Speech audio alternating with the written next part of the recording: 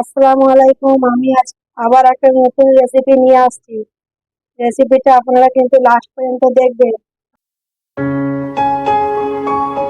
আমি এই রেসিপির জন্য নিয়ে নিয়েছি এখানে দুধ। দুধটাকে আমি কড়ার মধ্যে ঢেলে দেব।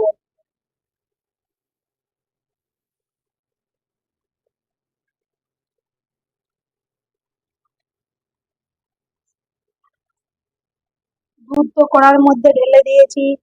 এবারে দুধটাকে আমি ফুটতে দেব। দুধ ভালোভাবে ফুটে উঠেছে। এবারে আমি ফুটিয়ে ফুটিয়ে অনেকটা কমিয়ে নেব।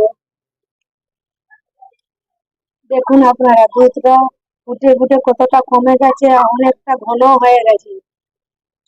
তারপর এর মধ্যে দিয়ে দেব আমি গুঁড়ো দুধ। গুঁড়ো দুধটা দিয়ে আবার ভালোভাবে নাড়াতে থাকবো।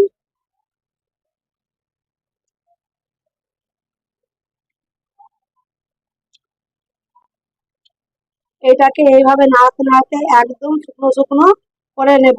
আর আপনাদের দুধটা ফুটে যাবে।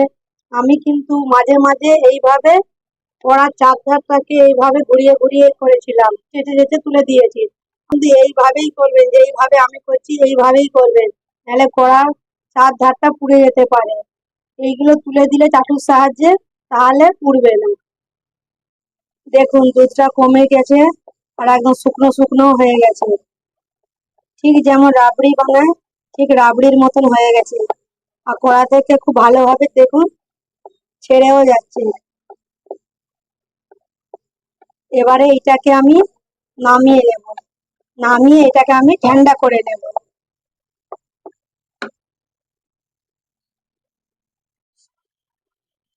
তারপর এখানে আমি একটা হাঁড়ি বস করিয়ে দিয়েছি। হাঁড়ির মধ্যে দিয়ে দেবো চিনি। চিনিটা এই কারণে দেবো, আমি একটা চাটনি বানিয়ে নেব। দিয়ে দিচ্ছি চিনি। এখানে আমি এক বাটি, এই বাটির এক বাটি চিনি নিয়েছি।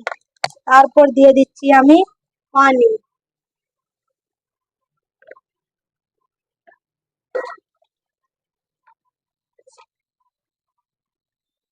এবারে ভালো করে নাড়িয়ে চাড়িয়ে চিনিটাকে গলিয়ে নেব।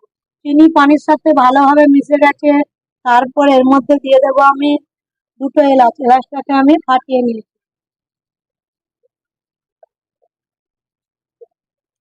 আমি চাটনিটাকে কিন্তু বেশি গাঢ় করবো না, এটা আমি একবারে চাটনি বানিয়ে নেব। চাটনিটা তো রেডি হয়ে গেল। এবারে আমি নামিয়ে নেব। তারপর এইদিকে আমি চাপিয়ে দিয়েছি কড়া। কড়ার মধ্যে তেল দিয়ে দিয়েছি। তেলটাকে ভালোভাবে আমি গরম হতে দেব। তারপর এইদিকে নিয়ে নিয়েছি আমি ব্রেড। ব্রেডটাকে আমি পিস কেটে নেব।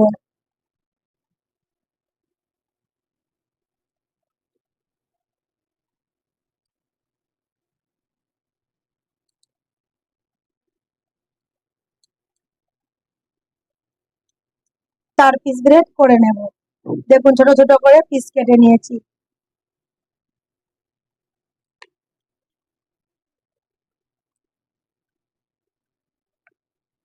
এইভাবে আমি সবগুলোকে কেটে নেব। ব্রেড গুলো তো সব পিস কাটা হয়ে গেছে।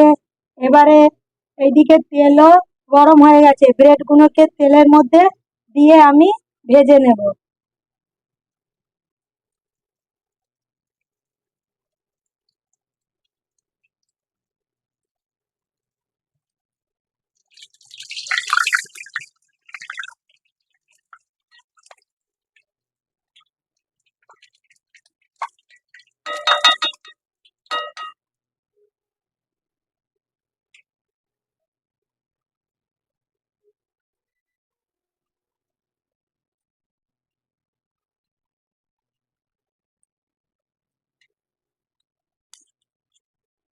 ব্রেড গুলো ব্রেড গুলো দু পিঠ ভালোভাবে ভেজে নিয়েছি। এবার আমি ভালোভাবে তেল ঝরিয়ে তুলে নেব।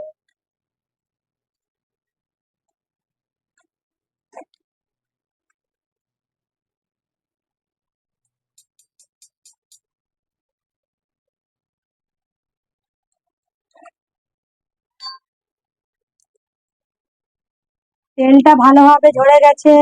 আমি এবার যে চাটনিটা আমি বানিয়ে রেখেছিলাম, এই চাটনির মধ্যে ব্রেড গুলোকে দিয়ে দেবো।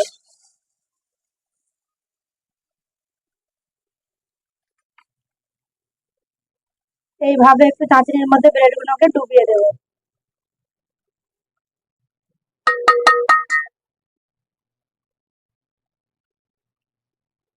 আবার আমি তেলের মধ্যে ব্রেডের পিসগুলো দিয়ে ছেঁকে নেব।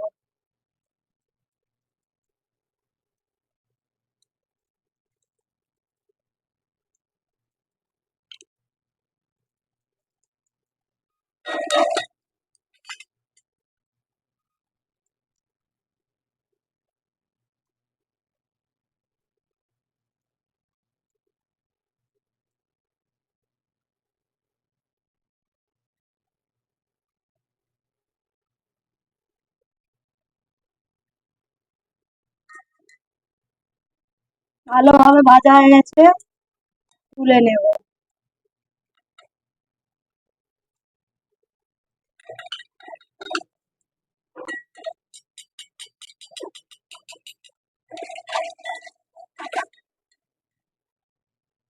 তুলে আমি চাটনির মধ্যে দিয়ে দেবো।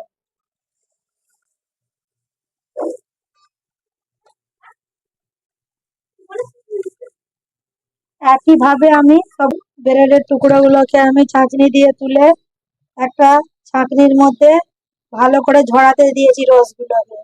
তারপর আমি এগুলোকে প্লেটে ভালোভাবে সাজিয়ে নেব। ব্রেডের টুকরোগুলোকে তো আমি প্লেটের মধ্যে ভালোভাবে সাজিয়ে নিলাম। তারপর উপরে দিয়ে দেব আমি প্রথমেই যে রাবড়িটা আমি বানিয়ে রেখেছিলাম, এই রাবড়িটাকে ব্রেডের উপরে আমি দিয়ে দেব। সামান্য সামান্য রাবড়ি নেব, এইভাবে আমি দিয়ে দেব।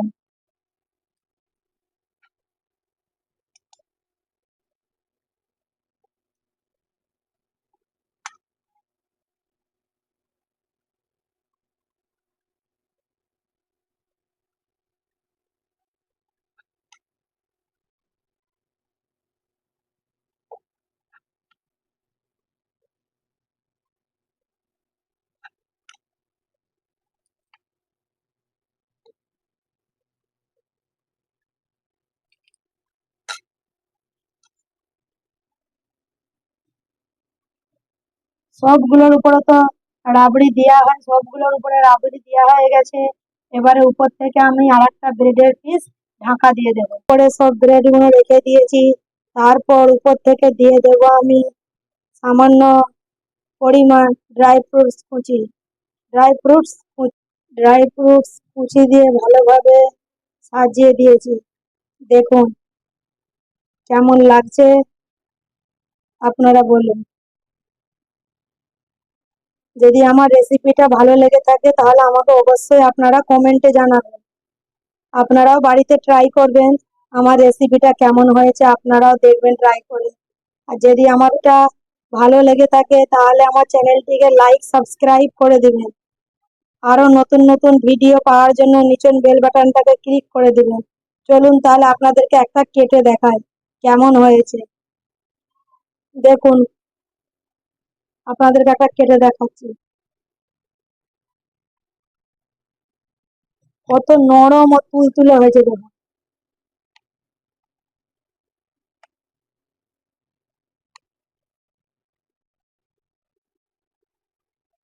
দেখুন একদম নরম আর তুলতুলে। আপনাদের বাড়িতে যখনই মিষ্টি খাওয়ার মন হবে তখন আপনারা এইভাবে মিষ্টি তৈরি করে খেতে পারেন, বা বাড়িতে কোনো মেহমান আসলে আপনারা এইভাবে মিষ্টি তৈরি করে বানিয়ে দিতে পারেন।